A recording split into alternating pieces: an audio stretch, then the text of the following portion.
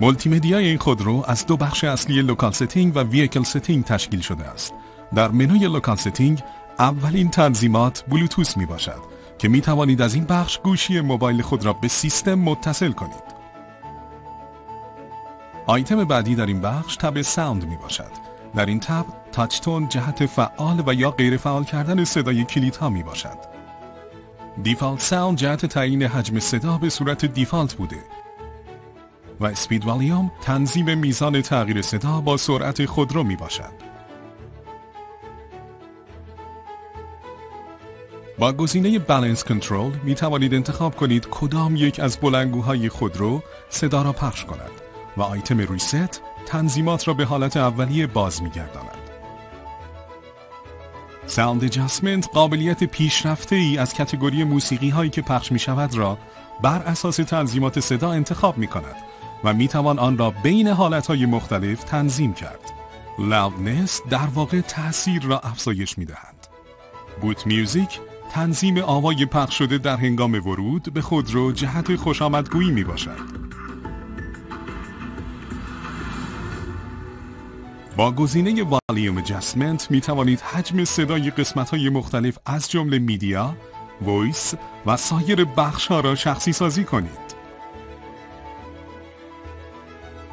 با گزینه ریستور دیفالتس تنظیمات به حالت اولیه باز می گردد. منوی بعدی وایس می باشد که آیتم های دستیار صوتی از این قسمت قابل تنظیم است. با فعال بودن گزینه Wake Up Enable با هر بار گفتن عبارت هلو تیگو می توانید فرمان دلخواه خود را از سیستم درخواست نمایید. 7 دستور در حافظه این سیستم تعریف شده است. به عنوان مثال برای استفاده از نویگیشن از عبارت هلو تیگو نویگیشن استفاده می کنیم. Hello Tigo. I am listening. Navigation. Okay. Opening the navigation. برای کسب اطلاعات بیشتر در مورد نحوه عملکرد آن به دفترچه راهنمایی تعبیه شده در سیستم مراجعه نمایید. در بخش ساوند سورس لوکیشن تعیین می‌کنید کدام یک از سرنشینان جلو می‌تواند دستور فرمان صوتی را فعال نماید. در بخش مین درایور تنها با گفتن عبارت توسط راننده و در بخش اورینتیشن با گفتن عبارت توسط سرنشینان جلو فعال می‌شود. منوی بعدی آیتم دیسپلی میباشد که در واقع تنظیمات صفحه نمایش از این قسمت قابل تنظیم است. با گزینه برایتنس مود می توانید میزان روشنایی را در حالت روز و شب و حالت خودکار قرار دهید. همچنین می توانید شدت نور را به صورت دستی از این قسمت کم و زیاد نمایید. از قسمت تم ستینگ می توانید تم صفحه کیلومتر و مانیتور را تغییر دهید. با استفاده از گزینه Linkage Between Meter and Host Theme تعیین می کنید که تغییرات تم مانیتور همزمان با صفحه کیلومتر انجام پذیرد. در آیتم والپیپر انتخاب 2 نوع تصویر زمینه امکان پذیر می باشد. آیتم ویدیو ریستریکشن محدودیت پخش ویدیو در سرعت‌های بالای 15 کیلومتر بر ساعت را تعیین می کند. از طریق اسکرین سویچ می توانید صفحه مانیتور را لاک نمایید و با لمس مجدد صفحه را روشن نمایید. با گزینه ریستور دیفالتس تنظیمات به حالت کارخانه باز می گردد. آخرین منوی این قسمت تب سیستم می باشد. تنظیمات اتوماتیک یا دستی ساعت و همچنین تنظیمات رادیو از این قسمت قابل دسترسی می باشد. همچنین زبان مولتی مدیا از این بخش قابل تغییر می باشد. از قسمت تایر پرشر یونیت می توانید واحد فشار باد تایر را تعیین نمایید. ورژن اینفورمیشن اطلاعات نسخه نرم افزار خودرو را به شما نشان می دهد. گزینه استوریج حافظه داخلی سیستم می باشد. با گزینه ریستور فکتوری ستینگ تنظیمات به حالت کارخانه باز می گردد.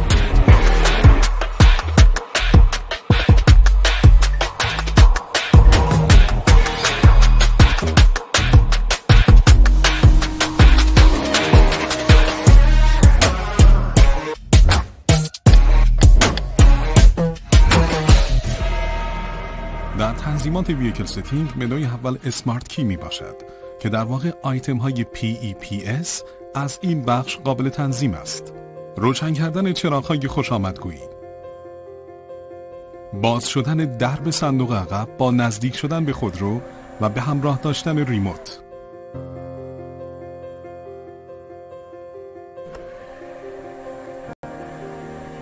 باز شدن درب‌ها به صورت خودکار از این بخش قابلیت فعال یا غیر فعال سازی را دارند. Lighting Setting Intelligent High Beam برای تنظیم هوشمند چراغ‌های نوربالا قابلیت فعال یا غیر فعال سازی را دارد. Headlight Delay جهت فعال سازی چراغ‌های مشایعت می باشد.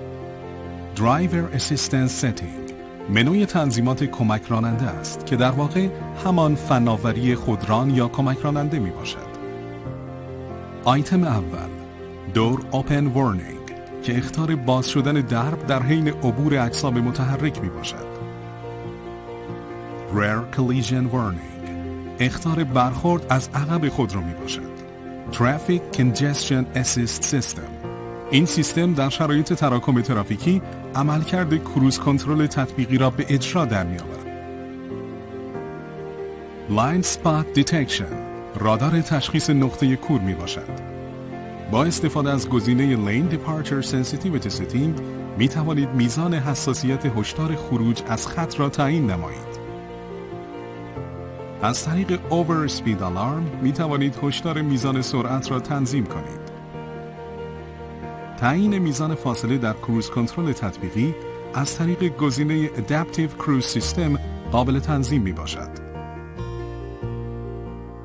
با فعال بودن گزینه Tired Driving Reminder آلارم خستگی راننده به شما یادآوری می شود. ترمز اضطراری یا AEB از این بخش قابلیت فعالسازی دارد. از طریق گزینه Front Bump Early Warning System می توانید میزان حساسیت برخورد را تنظیم نمایید. Distance Alarm System مربوط به اخطار برخورد از سمت عقب خودرو می باشد. و در پایان این قسمت به تنظیمات فرمان می رسیم که می تواند حالت رانندگی فرمان شما را بین کامفورت و موشن قرار دهد.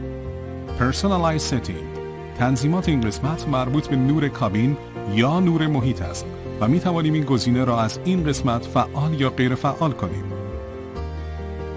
شدت نور محیط از این بخش قابل تنظیم است. تب Ambient Light Color Adjustment جهت انتخاب رنگ نور محیط بوده که در 64 رنگ قابل تنظیم می باشد. همچنین می توانید نور محیط را بر اساس حالت رانندگی و ریتم موسیقی تغییر دهید. تنظیمات مربوط به حافظه صندلی از این بخش قابل تنظیم می باشد. شما می توانید موقعیت صندلی را بر اساس حالت دلخواهتان تنظیم نمایید و در دو حالت مختلف آن را ذخیره نمایید. به این شکل که بعد از تنظیم صندلی در حالت دلخواه دکمه M را فشار داده و عدد 1 یا 2 را انتخاب می کنید. در این صورت صندلی به موقعیت تنظیم شده باز می گردد.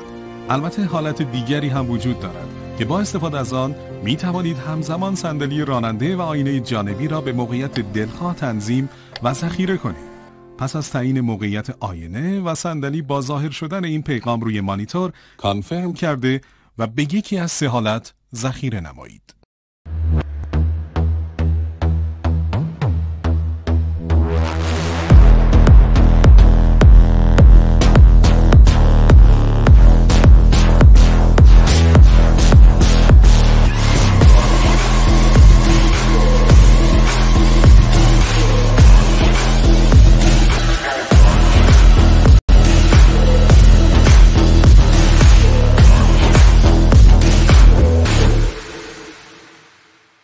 در تب Basic Vehicle Information می توانیم قفل خودکار درپا یا همان اتولاک را از این قسمت فعال یا غیر فعال کنیم.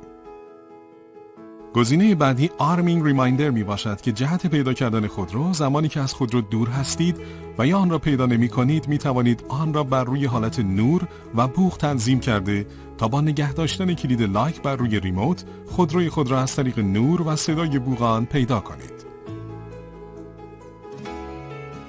Meter Backlight Leveling میزان روشنایی صفحه کیلومتر می باشد. با فعال کردن این بخش آینه های جانبی خودرو با قفل درها به صورت خودکار تا می شود. با فعال بودن این گزینه در هنگام قرار دادن گیربکس در حالت دنده عقب، زاویه آینه جانبی به سمت پایین می آید تا راننده دید بهتری هنگام پارک داشته باشد. Easy Seat Entry Exit. با فعال بودن این گزینه در هنگام ورود و خروج راننده، صندلی به صورت خودکار به عقب می رود. از این قسمت می توانید تعیین کنید درب صندوق عقب با چه زاویه‌ای می تواند باز شود.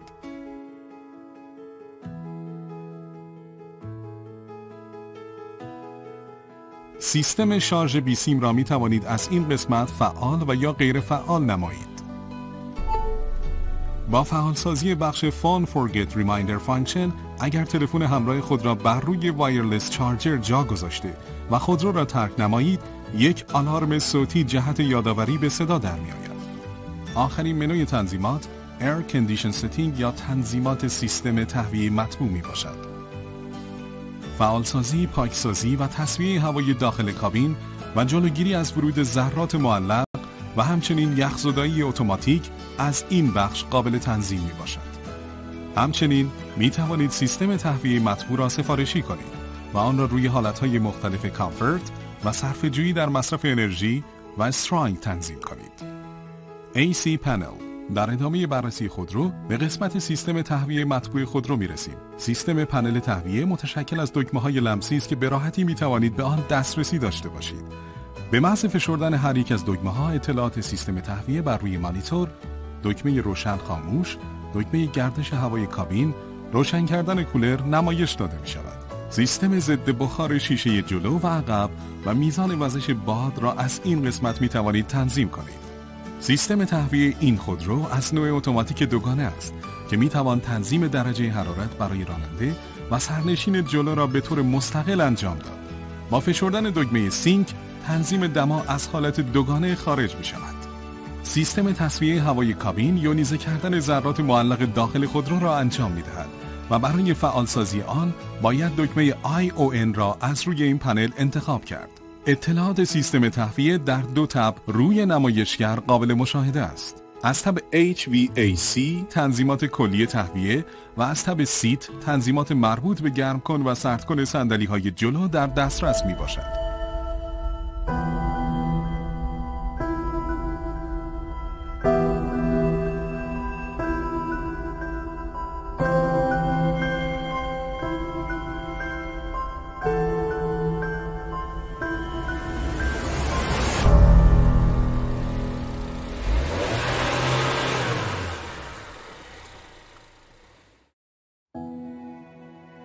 Steering wheel. روی فرمان این خودرو نیز مانند اکثر خودروهای امروزی دکمه‌های تعبیه شده است. در سمت راست فرمان می توانید با فشردن دکمه مود حالت مالتی مدیا را تغییر دهید. همچنین در این قسمت دکمه کنترل صوتی، اتصال و رد تماس، دکمه تنظیم صدای سیستم صوتی و تعویض موزیک هم در همین سمت از فرمان به چشم می‌خورند. در سمت چپ فرمان دکمه‌های کروز کنترل، ACC، دکمه افزایش یا کاهش سرعت، دکمه‌های رادار TJA، ICA که زیر مجموعه کروز کنترل تطبیقی می باشند و دکمه تعیین حساسیت برخورد دیده می شود. برای فعال کردن سیستم کروز کنترل تطبیقی، ابتدا از دکمه‌های سمت چپ فرمان دکمه ACC را فشار می دهیم. عبارت ACC آن روی صفحه کیلومتر نمایش داده می شود. سپس دکمه ست را فشار می دهیم، سرعت روی یک عدد ثابت تنظیم می شود و خودرو به طور خودکار به حرکت خود ادامه می دهد. دکمه های بالا، پایین، چپ و راست برای رفتن به منوی کلاستر استفاده می شود. در قسمت کلاستر، سیستم TPMS وجود دارد که دما و فشار باد تایرها را به شما نشان می دهد. تغییر تم کلاستر از این بخش قابل تنظیم می باشد. آیتم بعدی جهت فعال یا غیر فعال کردن ESP خودرو می باشد. از بخش فالت هم می توان تمام ایرادهای فنی و ارورهای خودرو را مشاهده کرد. با گزینه مینتیننس مایلیج می توانید کارکرد مورد نظرتان را برای یادآوری انجام سرویس های دوره‌ای مشخص کنید. فرمان این خودرو از نوع دیکات و چرمدوزی شده است. این فرمان طراحی زیبایی دارد و پشت آن دسته راهنما و دسته برف پاک‌کن را می‌توان دید. روی دسته برف پاک‌کن دو دکمه پیچی شکل قرار دارد. پیچ سمت راست برای تنظیم برف پاک کن عقب است و پیچ سمت چپ برای تنظیم حساسیت برف پاک کنها. سنسور باران هم از همین بخش فعال می شود. با بالا و پایین کردن دسته به راحتی می توانیم سرعت برف پاک کن را تنظیم کنیم. سمت چپ فرمان هم مجهز به 2 دکمه پیچی است. یکی از این دکمه ها برای تنظیم اتولایت و تنظیم نور و پیچ دیگر برای چراغ‌های مه‌شکن است. داخل کابین چیزی که جلب توجه می کند کنسول زیبای این خودرو است. تعویض دنده به سبک تمام خودروهای مدرن از طریق گیربکس الکترونیکی انجام می‌گیرد. سیستم اتوهولد و EPB، فعال کردن دوربین 360 درجه، کنترل پایداری در سراشیبی، سنسور پارک و رادار حرکت بین خطوط از روی کنسول قابل دسترسی است. حالت رانندگی نیز در 3 حالت اسپورت، نورمال و اکو قابل تنظیم است. کول باکس هم به عنوان آپشنی کاربردی در داخل محفظه کنسول زیر آرنجی سرنشینان جلو قرار دارد. پورت های USB این خودرو در داخل کنسول نیستند. 2 پورت USB تایپ C زیر کنسول جلو تعبیه شدند. در ردیف عقب یک دریچه هوا برای سرنشینان تعبیه شده است و در قسمت پایین می‌بینیم که علاوه بر پورت هایی که در جلو داشتیم، یک پورت شارژ USB نیز تعبیه شده است. سیستم های اپل کارپلی و اندروید اوتو. جهت اتصال تلفن همراه به مولتی مدیای خودرو میبایست از پورت تعبیه شده در قسمت پایین کنسول استفاده نمایید.